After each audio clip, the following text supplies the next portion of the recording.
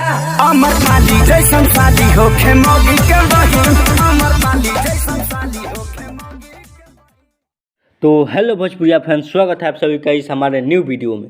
तो भोजपुरी सुपरस्टार हिटमोशन खेसारी लाल यादव जी और अमरपाली दुबे का हो रहा है फिर से नया विवाद। जी हाँ, खेसारी लाल यादव जी और अमरपाली दुबे का हो रहा है विवाद। ये विवाद इस गाने से हो रहा है कि खेसारी लाल यादव का कल बोल बम का सॉन्ग रिलीज हुआ था, जिस सॉन्ग में खेसारी लाल यादव जी अमरपाली दुबे का नाम लेकर गाना गाए हुए थे।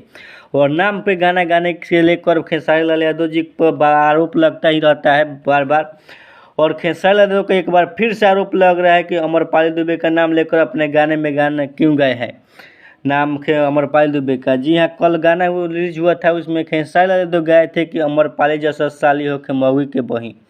और ये गाना पुनः फिल्म पर रिलीज किया गया था जो अखिलेश कश्यप का लिखा हुआ है। उसी सॉन्ग को लेकर हो रहा है भोजपुरी इंडस्ट्री में नया विवाद।